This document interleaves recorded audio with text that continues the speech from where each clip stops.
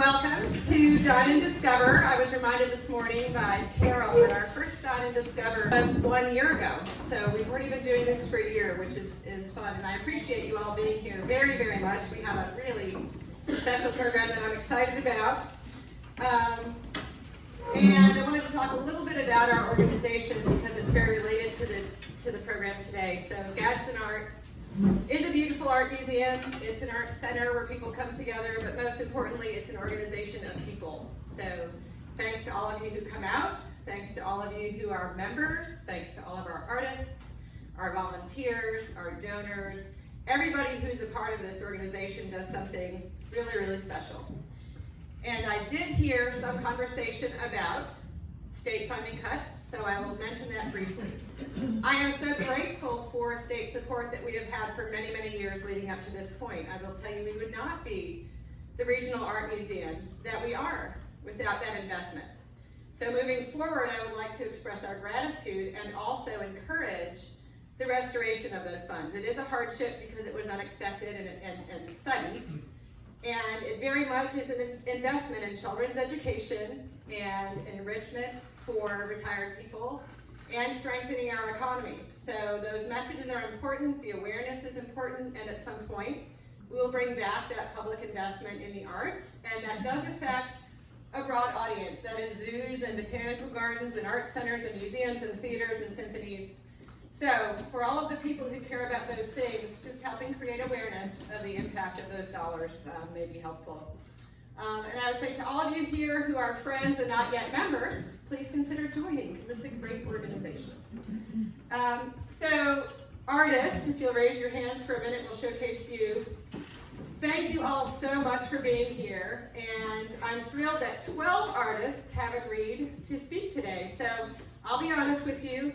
We asked 12 artists and we thought maybe 6 or 8 would say yes. But we're thrilled to have 12. And so today's program is going to be a little bit like speed dating. And then, because it's a little bit of a longer program, if you'd like to get another drink or you need to walk out, use the restroom, or just take a break, you're welcome to walk out and come back. The floors do creak, don't worry about it. And each artist is going to answer one question today, and then afterwards we'll be serving cold brew coffee and some more iced tea, and you're welcome to stay and visit with the artists or the artists with each other. And I'd love to get a group picture with the artists as well.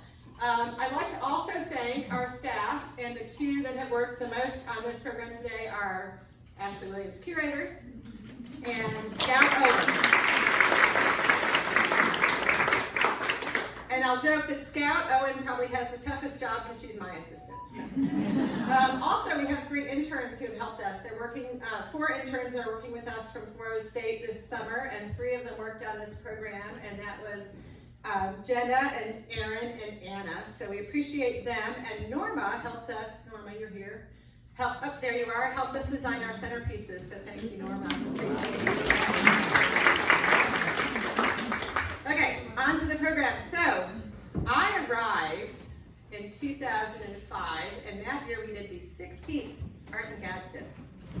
There's Scout. So we did the 16th Art in Gadsden that year, so this is the 36th. So wow, time flies. And Art in Gadsden was so important, founded by volunteers, to represent the talent in our area, our region's artists, to bring to life the square downtown. Very laborious to renovate empty storefronts, to exhibit art, and to bring art to the families in this area. And the best way to tell our early story is to show you a segment of a video that Beth Appleton and David Harbaugh produced for the 20th Art in Gadsden. Playing video available in our museum shop, so with that, hit play.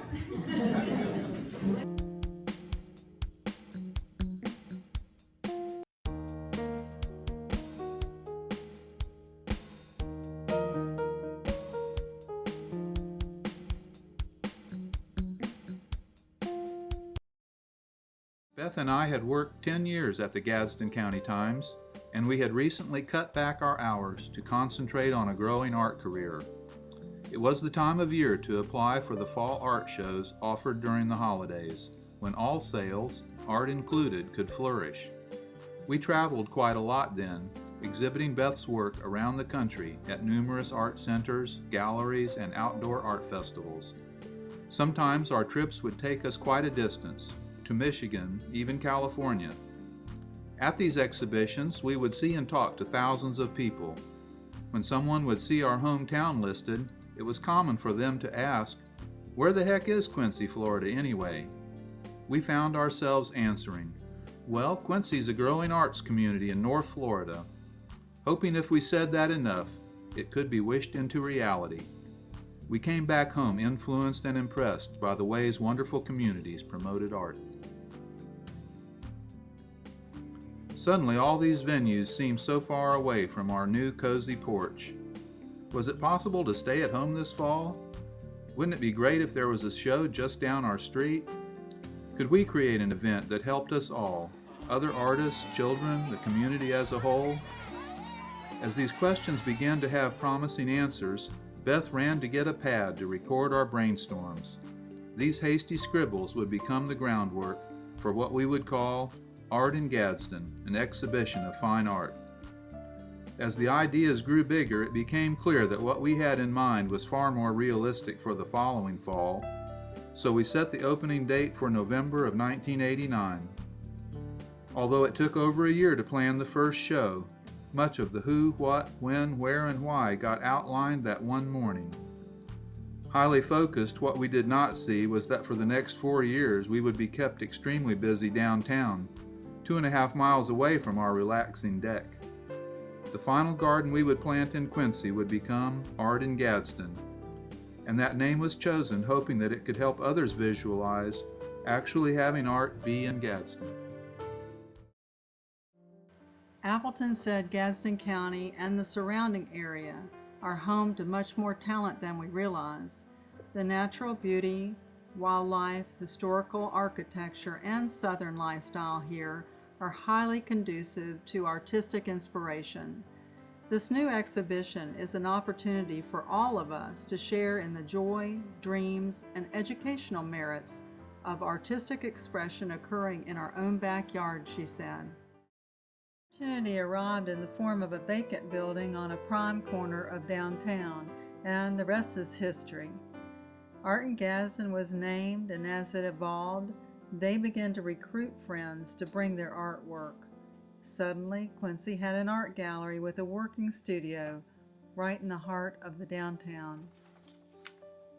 The vision of Beth and David back in 1988 has become legendary, as so many people have followed their lead and contributed to the success of Art in Gadsden. The gift of Bell & Bates Hardware created a permanent home for the gallery, and the support of local citizens has resulted in a cultural gem for Gadsden County. Beth deserves a round of applause.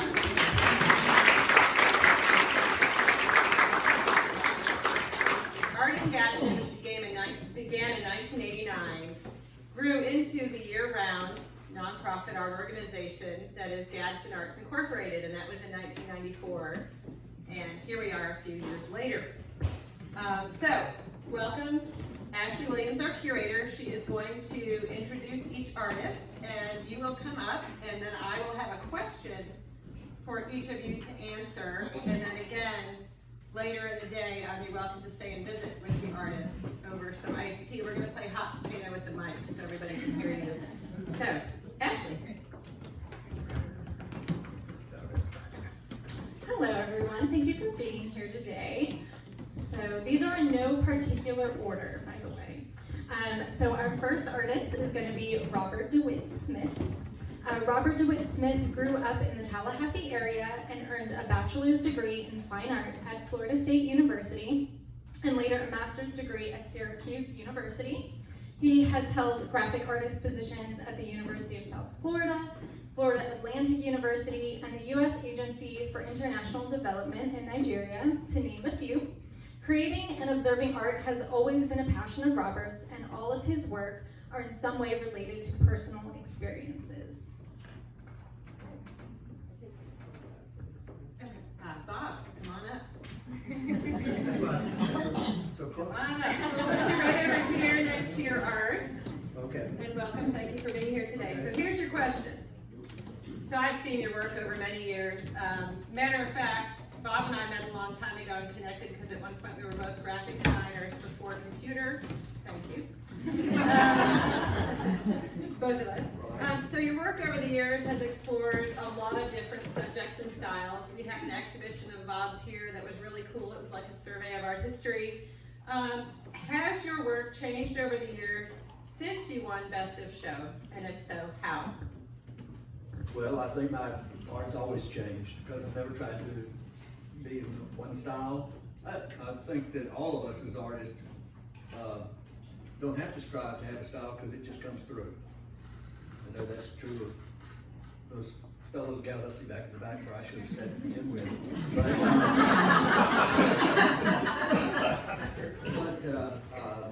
it has changed some. I've got a little older and I'm not doing as bigger pieces as I used to do. That's one thing. I always hope it's better.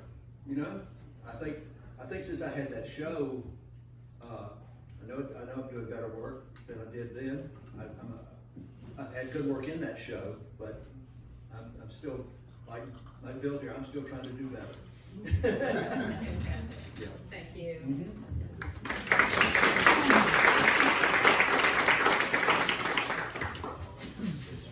At a young age, Nan Lu began to study Chinese brush painting and calligraphy in Tianjin, China, and was awarded Young Artist of Tianjin at age 16.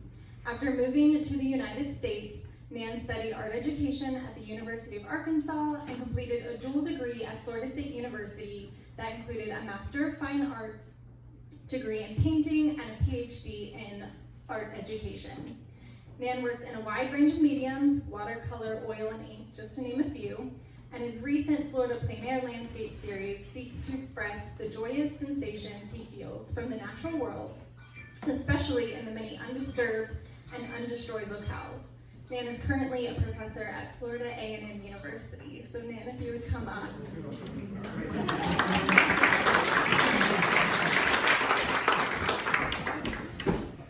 So I remember when we first met as well, and Nan spoke about painting the landscape in Florida and how his community in China had grown up so much that it was difficult to see the sky anymore. And so you were just taken with the open spaces in Florida, and we've seen two main bodies of your work since you've been here. One, the students on campus, like the piece between classes that won Best of Show, and then another of landscape. So could you talk about what the focus is of your work more recently? What have you been doing? From a different culture, I grew up in northern China. Millions of people in the third biggest city in Tianjin. So I grew up there, so hard to see because it's more industrialized now. So more buildings, more pollution.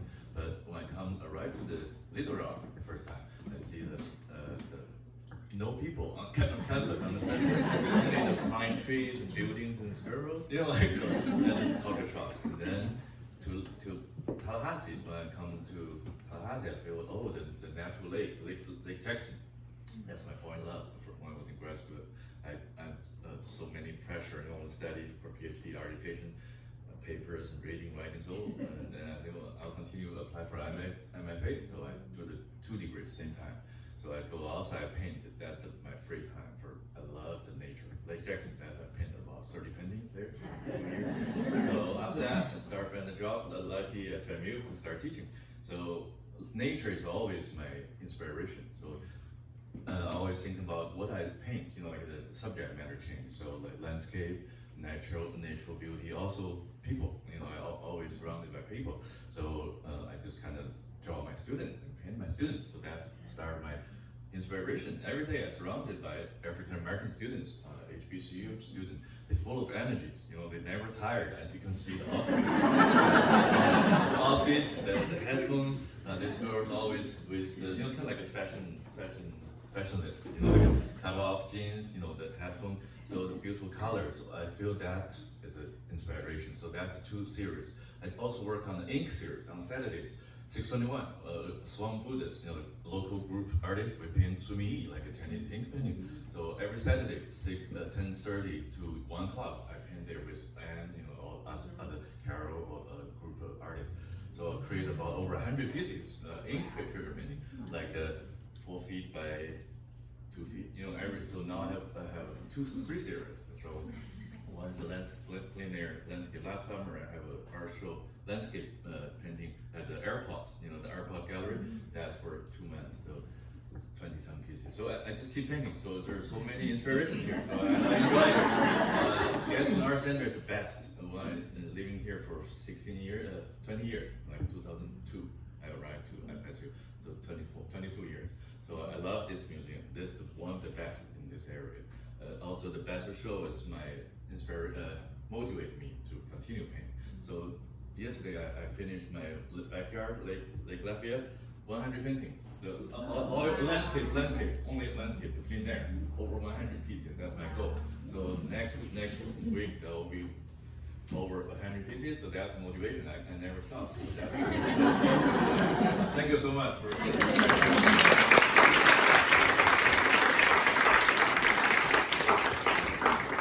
Wendy DeFario was raised in northwestern Pennsylvania and was encouraged by her mother to pursue her interest in art. Her career in pastels was not a direct one. She spent many years as a potter and worked in illustration and education. She transitioned to pastels after her discovery of the book Painting the Landscape in Pastels by Albert Heindel. To Wendy, the pastel is the perfect medium to express her love of the landscape. So Wendy, if you wouldn't mind coming up. I'll mention, many of these artists have work in the building now in the Guild and in Art in Gadsden, so if you stay for a while or come back, it's fun to go exploring for their work. So, Wendy. By the way, we didn't warn the artists what their questions would be. So that's right. Oh, yeah, no, you can't refuse a question. So, in this piece, I remember the juror was very taken with Wendy's piece because it is a landscape, sort of a beachscape, but there's also a lot of abstract design in it. So it's a fascinating perspective, and it has a lot of color and shape and pattern in it. And Wendy has produced a very large body of work. She's very prolific, beautiful pastel landscapes. She's widely collected. So Wendy, what inspired this piece and how different is it from your usual work? Very different from my usual work. We were on vacation and gone to Cinqueterra, and we did the short walk because I'm not a big walker. And we were coming down, I think into Monte Rosa, that's the only one that really has a beach. And I'm up on the walk and I'm looking down and there's this whole line of these colorful umbrellas, and I said, and I started taking pictures. And then when I got home, I started going through them and cropping and just looking for the design I liked. And that's kind of how it came about. It was a memory of a really great summer.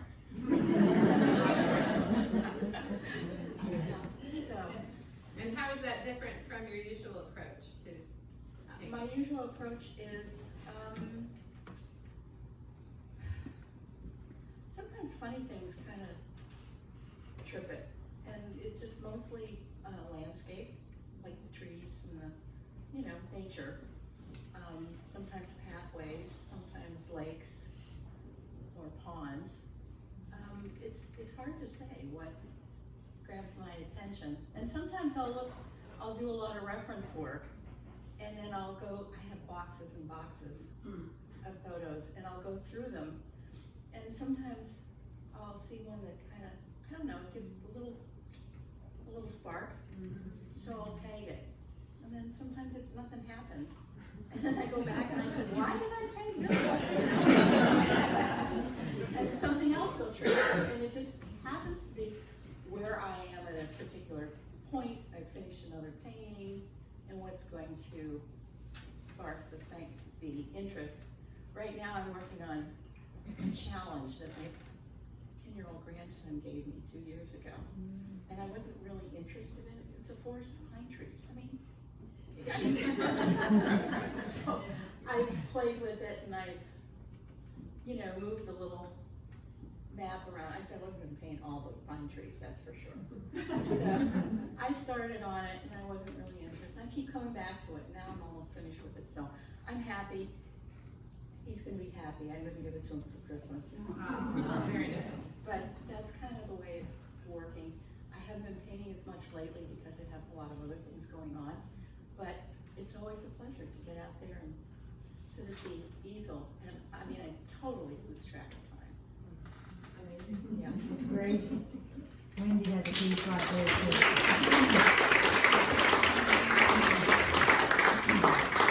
I want to see that piece of the pine trees. Okay. Roger Rapel was born in Seattle, raised in Miami, and has been living in Tallahassee for the last 46 years.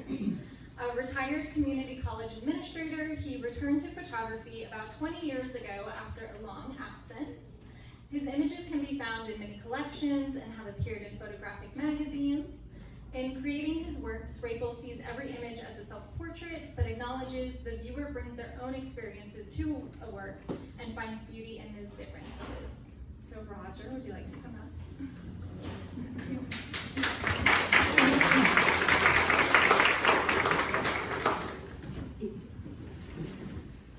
Diabolical that we didn't have the questions before. I agree. Okay, well yours is a two-part question, so it's extra diabolical. So in Art in Gadsden, when you have a large show like this and it's all mediums, virtually, the photographs can get lost in the judge's estimation, and so it takes a really, really strong one to rise to best of show, like this one. So first question is, how does this fit within your larger body of work? And then the other one is, would you tell us a little bit about the project you have coming up, that you've accomplished, but it's coming here 26? What is it? 27.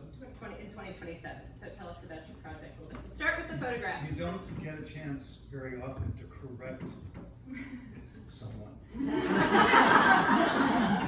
Particularly this someone. So it so happens, coincidentally, a project that I'm working on currently is the demise of the family farm. And tell me the first question again, because How does this fit within your larger body of work, and then mention the project that you're exhibiting with us in 27? larger body of work. I'm a jack of all trades, master of none.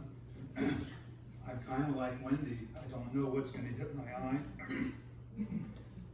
The old local, this so happens to not be local, dilapidated farm structures hit me several years ago, and I've been working on a project for a number of years about the demise of the family farm. And there's it's a comparison and contrast series with the similarities by region. This happens to be in eastern Washington, which is a wheat growing primarily, but also barley and other areas. And I traveled to the northern part of North Dakota and around here, and it's comparing those three, and they have incredible similarities. I'll give you just one. As I talk to farmers, these are engaging, hard-working folks that have a pretty consistent pattern of what's happening to the family farm. The younger generation doesn't want to be involved and is escaping the family farm. And as one North Dakotan in Minot told me, yeah, my son told me, Dad, I go to work from 8 to 5, I've got my weekends off, I can do things with my friends, and I earn a lot more money. And that is a common story, and that's one of the reasons the demise of the family farm. I use these metaphorically, for they also show the incredible resilience of the family farmer. These structures fall down, they move on, they create other barns, new homes. Frequently, you've got one close by here, it's 5 generations, started in 1840s in Bainbridge, and similar thing there. The project that Grace is referring to is one about veterans and their families. And the theme basically is that families serve with the veterans, with people that are on active duty. It's a subject close to my heart. I've been working on it for several years. It's a finished project in the form of a book. And I work with veterans groups. I work with veterans suffering from PTSD with online classes in photography, all coming out of that project. So it's almost kind of redirected my life and focus there. So those are the two projects, coincidentally, I'm working on.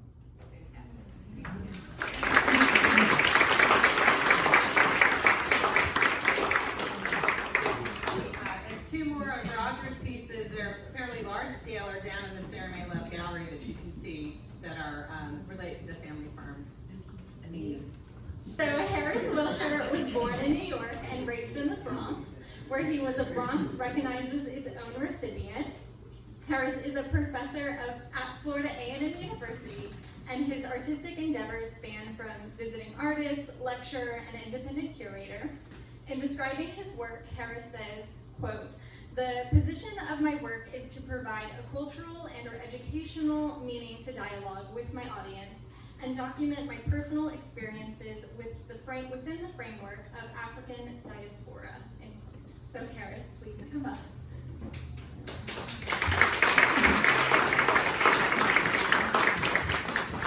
So Harris was probably one of the first people I met when I got here. He still looks the same, I'm aged.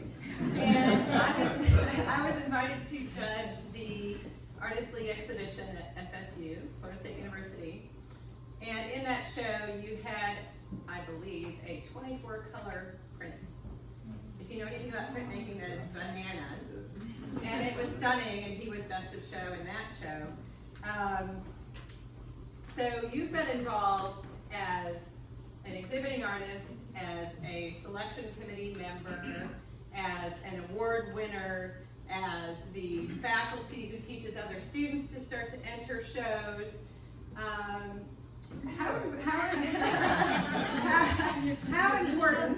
important are juried exhibitions like this and regional exhibitions like this for artists and the community? No, I think they're important.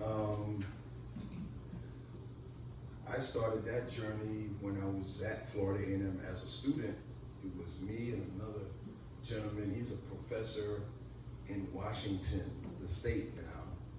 And Carl Richardson is his name. And I remember us entering into these shows as students and getting mentioned in the paper. And he was always one step ahead of me. So he always beat me out. So that made me keep working harder and harder. So probably that's the reason why I print so many colors now.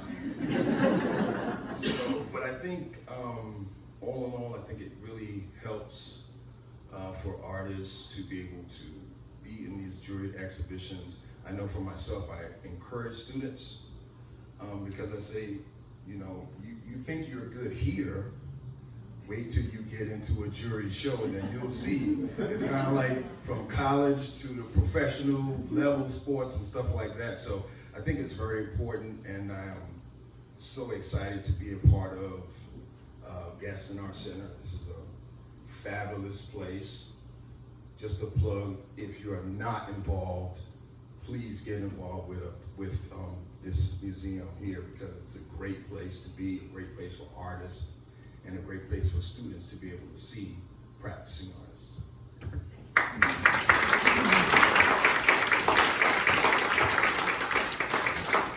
So, and following your thought, Harris, we're talking about with our exhibition committee adding an award for college and university students in next year's Art in Gadsden to encourage more of them to enter. So that will be exciting.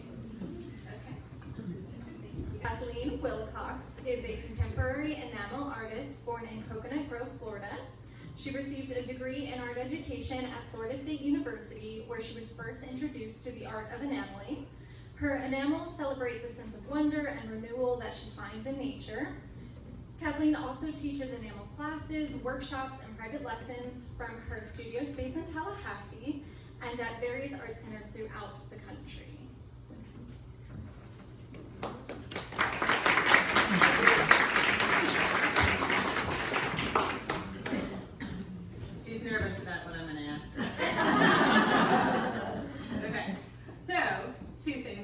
as well. You've been involved with this organization since it was founded, pretty much, forever and ever, and you and Beth have been close. So I'd love to hear more about your history with the organization and Art in Gadsden. And the other is, we often talk about your process as an enamel artist, but I'd love to talk about your subject matter and how you were inspired to share what you share in terms of your subjects in your art. Right, history is well, it's simple. It's just meeting Beth and getting started in the beginning, and then Zoe Galloway, who was the first director. That's what really pulled me in to get more involved. Zoe happened to be married to my father at the time, so that was a major draw. But it like everyone has said, it's hard not to, once you step in this place, it's hard not to want to be a part of it in some way. So I've entered Art in Gadsden many times over the years. This year I wasn't able to enter, and that's a rarity. I'm usually always entering. So it's been, it's an honor to be part of it. The subject matter, well, it goes back to my father again, really. As a young girl in South Florida, he was a naturalist, and he was the head of the reptiles in the zoo in Miami, and he worked at the aquarium, and we always had snakes everywhere because he was a herpetologist. And so I grew up immersed in the land and out in the woods and the swamps and the Everglades and the the sandbars. We did everything. And so that love became embedded in me young, and I've never gone away from it. It brings me a lot of satisfaction, a lot of joy. I try to keep the inspiration alive by going kayaking. Particularly love the springs and the rivers of North Florida. So I've become obsessed with birds, I admit, in the past 15 years. My subject matter tends to be a lot of birds. And I'm particularly fond of the water birds that I'm seeing along the coast or kayaking on the rivers. So it's the love of nature, but I also like to look at it as, we all know about our environment and the ecosystems being destroyed and things going awry with our whole planet. And when I do my art, I think of it more as I want to celebrate what we do have, and I want to bring attention to what we do have. And Swamp Gems is a perfect example, because I see, the word swamp, most people think of an icky, creepy place with mosquitoes and not good. And so I think of it differently from the way I grew up and from being in swamps, and I think of it as holding all these gems of nature.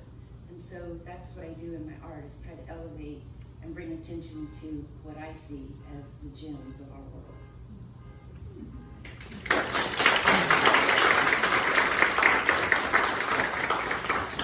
And one thing I think is neat about Kathy's work is she has wall pieces like that one, but also these tiny works of art that you can wear as earrings. And so her pieces are all different scale and can be part of your life in a lot of different ways. And I think it's pretty cool.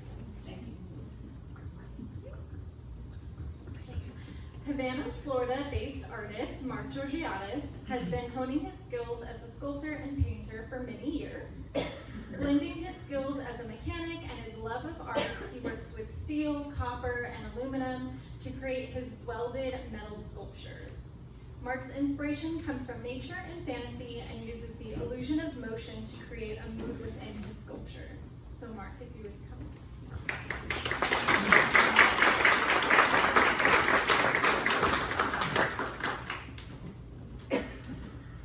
Hello. Hello. So, Mark and I have talked a lot about how he became involved here as a volunteer and how that inspired you to start producing more art. So you won Best of Show in 2021. Has that influenced your art making or your art career at all? What has your path been since winning Best of Show? I think for me that it's, you know, to have a best of show was, I mean, I was startled. I was really, you know, dumbfounded to find out that I won best of show. And so, in my mind, I felt like, well, I can do more. I can do bigger, better.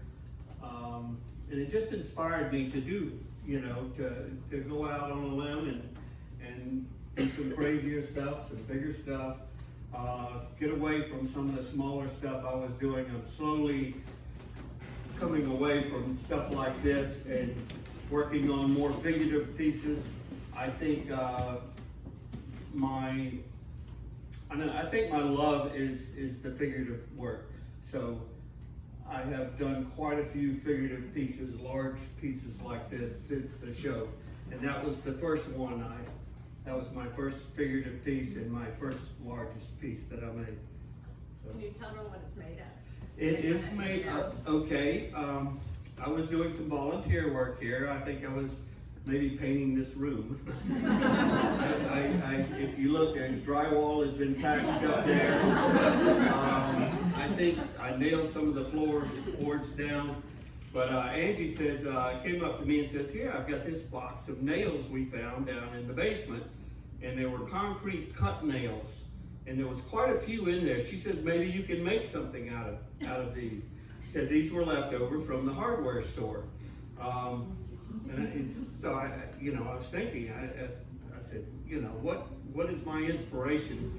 My inspiration is, one of them is my mom, right here, raise your hand. I have some very strong female figures in my life. It's my mom, my two daughters, I had an aunt, my grandmother, and it was also during COVID. And so I'm thinking, well, let me make a female figure out of a very masculine material, which is nails. I mean, you know, and it's being that it was the Bell and Bates nails, I said it was just apropos. And the whole idea behind it, you know, it was COVID, everybody had masks on. You couldn't see what people's faces looked like. You know, everywhere you went, you had no idea what people looked like. And I happened to be reading a story, and it was like a Japanese proverb, and they said you have three faces. When you get up in the morning, you look in the mirror, you have one face. When you see your family, you put on another face. And then when you go out in public, you put on a third face. So that was kind of my inspiration for this.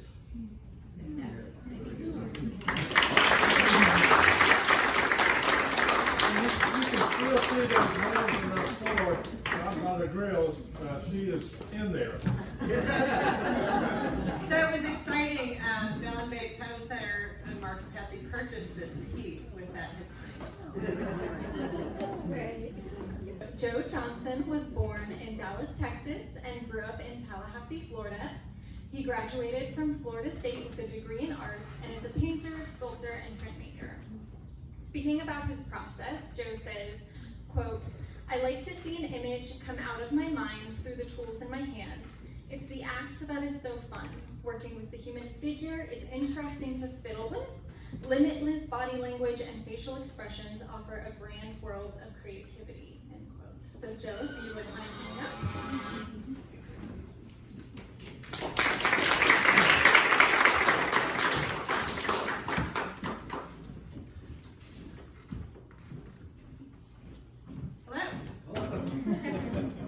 So we'll have you stand right next to your piece. There you go. So this is very colorful, your work. Your work is very playful. I've seen your work going way back. I went through TCC's collection as some of your work. So it's fascinating to look at. So can you tell us what inspires your work and what is going on here? I don't think I've ever told you this is biblical.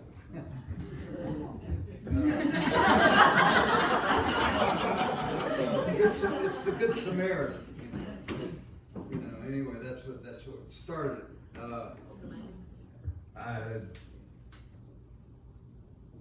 One of the things I try to do is to do a front to back depth. I try to, it's pretty obvious I do a contrast color thing, orange, green, red, blue, you know. I always like vibrating colors, or something would pop and vibrate. And then movement was another thing. I always wanted some motion. And so this is like a fellow that's helping somebody out and the world goes by. There's a famous painting, Renaissance painting of the Fall of Icarus. And he's falling out of the sky, and everybody else, they don't care about that. It's just things are going on. This guy's farming, this guy's in a boat. Anyway, that's why I thought, you know, he's doing this and everything's going on. Life goes on. But I'd been in Florence on the program with FSU back in 67, 68, so saw a lot of Renaissance paintings over and over and over. As a matter of fact, you know, Jerry and Ann Draper, and Jerry's seriously renowned art historian. You know, he's a great lecturer. He was like big fun, and he'd just go on and on. He's I don't know whether you know Jerry and Ann Draper. Jerry kind of hangs out over at Gretna and doesn't come out much, but he was big fun. Maybe too much. But anyway, he was very inspirational when he talked about art history. So that kind of influences me in a lot of ways. But let me just say that this whole thing here in Quincy, the arts and everything, is just so wonderful. You know, other towns around here, they take stabs at it. Nobody does it like this.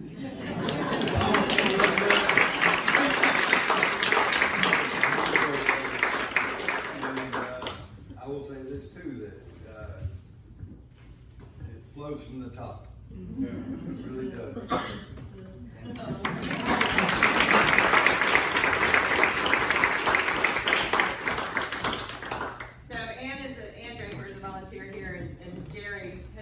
For a long time, and when I first came here, I knew that Jerry had been director of the Appleton Museum as well as the FSU Museum on campus, and so I said, Jerry, do you have any advice for me as a new director here? What can you tell me? And he said, I can't tell you anything that was about as much fun as sitting in a pile of fire ants.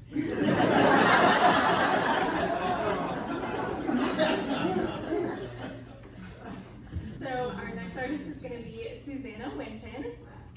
She has been painting in watercolor for 30 years. She is a signature member of the Florida Watercolor Society, the Southern Watercolor Society, and Watercolor West.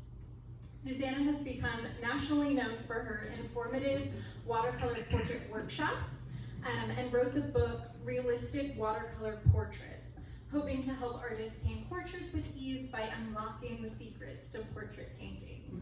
So Susanna, if you would mind coming up.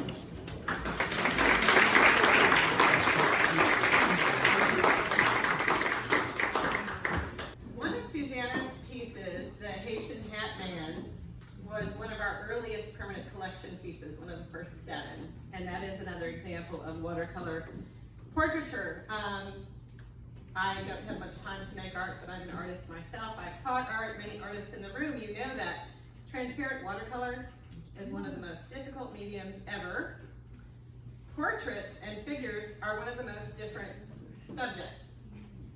So, what inspired you to combine these two things, and how did you learn to be such a master at it? Well, most people take medication for my problem. I embrace it. So, I love detail. I love people. This lady, I traveled to Cuba with some girlfriends. We cruised over there. And I was just struck by the people there. They're just like us. So kind, a lot more hardship. And to me, that is true character, when they can remain kind and have joy in spite of it. And so I like all the patterns and color, and I just thought she just radiated joy. So I love a challenge. So I for some reason, I'm attracted to patterns and color and detail, and you put them all together with watercolor, and that's what comes out. So I know one of the challenging things in any form of painting people, any medium, is various skin tones. So how do you do what you do? So with watercolor, obviously you start from light to dark, and I look for the lightest light, and I save that. I see, and people see color differently. I see a lot of blue in the highlights and reflection. A lot of times that's from being outside, so the highlights on the face, the forehead, the cheek area, those have a little bit of a blue tone. And then I just look at each layer and start with the lightest, and then and that would be warm, and then I build with purples and browns, and it's just a series of many layers, and saving those highlights.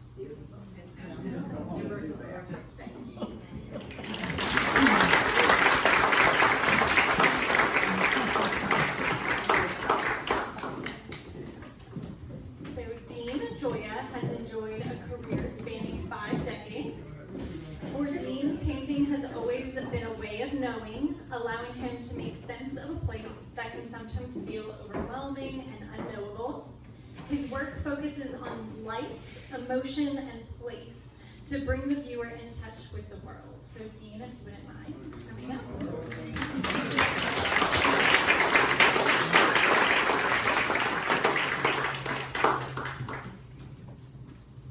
Fun times, It is fun. So I'll have these kids right over there, and I'll hit you with a couple questions. First of all, on this piece, so Dean is a very highly regarded established artist. You are prolific, you produce a ton of work, you've widely collected for generations, you've been represented by galleries all over the place. So here we were in 2023, this piece was on the back wall. So the first question is, take everything in stride working with you. How did it feel? What did it mean to win this piece in Art in Gadsden is the first question. And then you have 2 pieces downstairs that are quite different than this work. This work is very... Okay, so talk about those. The award first, and then how the pieces are the same. Well, I'm very gratified. Everyone knows that to get Best of Show doesn't happen very often. And it was very gratifying, and that's the way that felt. So, concerning the other pieces downstairs, Yeah, I'm curious how these are like. So describe the other pieces downstairs first, because there's a lot going on, and then how you see these as similar. So I see this one as very warm and peaceful and nostalgic, and downstairs are a couple of pieces that are quite different. yeah, this is using a lot of nostalgia and warmth, as you said. But the similarity is they're both nocturnal, and they both depend on very dramatic lighting. But the ones downstairs, it's like, I'm very aware of things going on in the world that disturb me a lot. And I wanted to bring that into my art, which I've been doing that for like 30 or 40 years. A lot of people may not know that, but I've been doing work like this for a long time. And so this was about, looking at the world around me. The one with the TV screen in the road, with people standing across the family watching it. It's like a comment on our obsession with screens, and like we can't know reality without seeing it in the palm of our hand or on the wall. And the city's burning down behind it, but they're not looking at that. They're watching it on TV because that's when it's real to them. That's my comment. And the other one is just a comment on how prevalent it is. And these are things that, I'm not known for that, and people don't want to buy that stuff very much. It's kind of serious stuff. And so I do these light-filled landscapes, which I've been doing my whole career, and that's sad to me. It makes me feel better. But there's another part of things going on that I have to express. Thank you.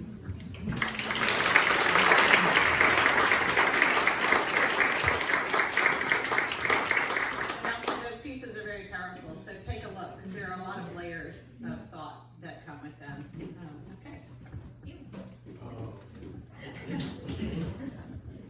A Tallahassee native, Elester Richardson began painting as a child and has gone on to win numerous awards and has exhibited in a variety of museums and galleries. While he is adept in watercolor and pencil, his medium of preference is oil. His daughter Jasmine has been the subject of many of his compelling portraits, and his fascination with history, particularly the people and places of North Florida, has resulted in a body of work that is treasured by history and art lovers of the region.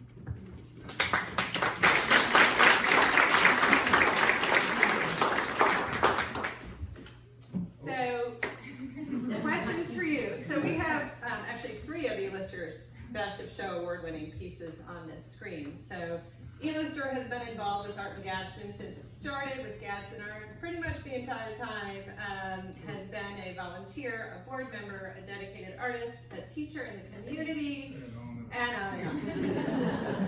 so has your involvement with Gadsden Arts over the years influenced your work, and if so, how? I think most artists, including me, are very competitive.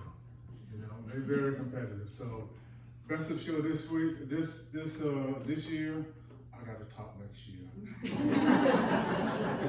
Somebody else win, well, I got to beat that. So it's on and on and on. That competition is on and on, but it's good competition. It's good competition. It makes you grow, and of course, that's what we're all about. I got to beat the last piece that I did because I want to grow. I want to remain stagnant, so I got to improve. So Best of Show is rewarding because it gives you that opportunity to show your work and everybody. I mean, that's what we're here for as artists, to show our talent. So that's what it's all about. So I can move on to the next level. Awesome. And would you like to share the special project we're doing in the Newberry Gallery this fall? Would you like me to share that? Yeah, you know. Okay, so this fall, many of you know that we lost E-Lister's daughter Jasmine in January, and we're doing a special tribute to Jasmine through E-Lister's work. We've all watched Jasmine grow up through the years, and she was just a beautiful young lady whose spirit lives on, and we are doing a tribute to her in the Newberry Gallery as part of our major exhibition this fall. Let me share a little story about these pants. I was browsing through the internet. It's cool, those some cool pants, you know? And asked Jasmine, would you like to have these pants here? No way, no way, no way. I just want to, because I like the complexity of all the lines and all that. But anyway, I ordered the pants off on the internet, and it took forever to come. And so I found out, have I lost my money or what? But nevertheless, the pants came, and we took photographs of the pants, and I said, after I do this painting, you can have these pants. No, I'm not gonna have these. And to this day, I don't know where those pants disappeared to. They're gone. They're gone. I think you're the mom of this. Get rid of the pants. But that explains these pants. I thought it was the coolest pants in the world. I'm the only one to say that.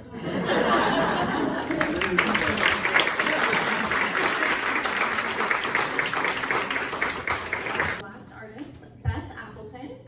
So Beth Appleton founded the first Art in Gadsden in 1989. She was born in California, but spent most of her childhood right in the middle of what her family calls Old Florida. Appleton works primarily with colorful paper to create intricate paper assemblages that often feature inspiration from her travel and life stories. So Beth, if you please come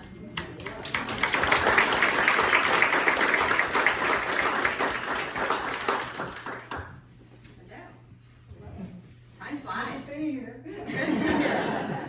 All right, so I have two questions for you. One is about your art form, really, that she created. So I believe that was also in 1989 when Art in Gadsden was created. So how did the creation of this art form come about? And by the way, Back to the Garden is another one of our early permanent collection pieces, and there was a group purchase of, I believe, 14 patrons that helped us acquire that for our collection. When I first came, it was on the wall in the center gallery there, and it's good to rest art.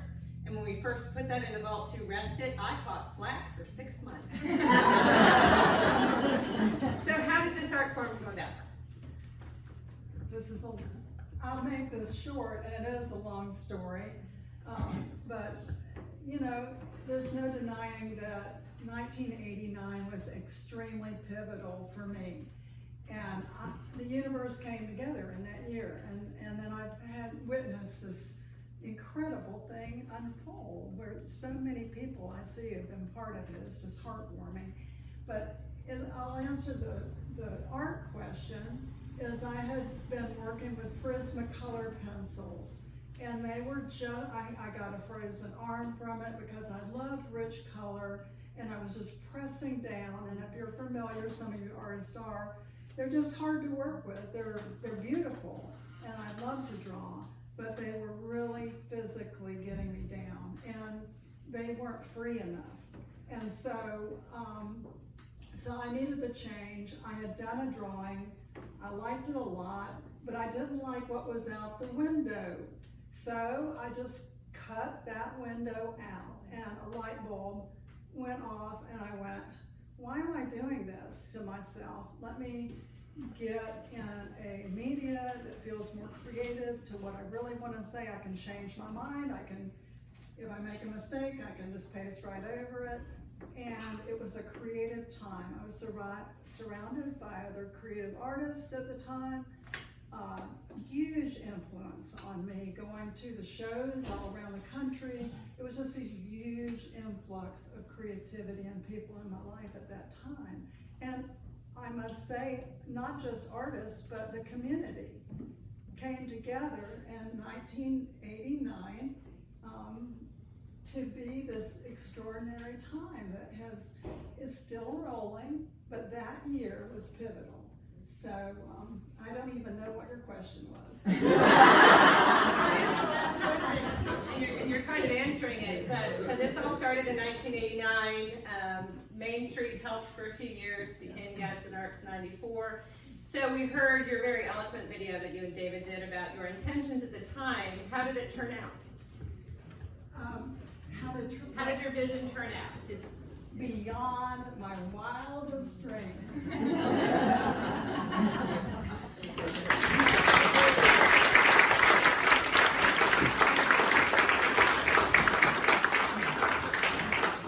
Let's give our artists another round of applause.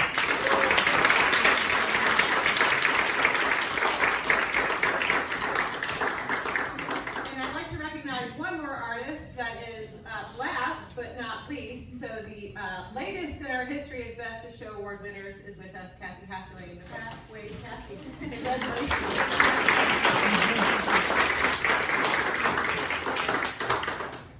So I do want to mention we've been developing more and more programs and events to go with our shows, and we've got a fun summer ahead still. So July 27th, Artist Studio Visits, and it's with Fred Sangiuliano and Mark Georgiadis and Dean Joya, Terry Hawkins, William Hugh McCowan, and Elisha Richardson. And we basically, for those registered, it's free for members, sends you all the different addresses, and you can map your own path that day and go and see and talk with the artists in their spaces.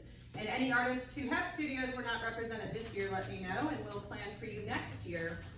We have a Jacksonville day trip that departs Tallahassee and returns to Tallahassee in the same day. That's August 9th, and their registration is still open. We're bringing back our artist workshops from our regional artists, and Elister is doing one of them, and Joe Roche is doing the other. Those are in August, and then we'll be bringing back those throughout the fall. And then our next program like this, we're going to try a morning version called Art Cafe. So that'll be at 10 a.m. In September, on September 1st. So we'll have gourmet coffee and teas and some various mid-morning breakfasty kind of foods, and we're going to talk about the most important artist, I think, in our permanent collection, Thornton Dial Sr., in terms of historic artists. And that's contrasted with an artist named Jack Whitten, who was also from Bessemer, Alabama, but went to New York City and was formally trained in art, where Dial was self-taught. So a really interesting comparison and contrast. And we're also going to talk about how our collection came to be and how it has grown. So that'll be a lot of fun, and that is September 5th. And everything is always updated on our website. Thank you all for being here. Thank you again, artists.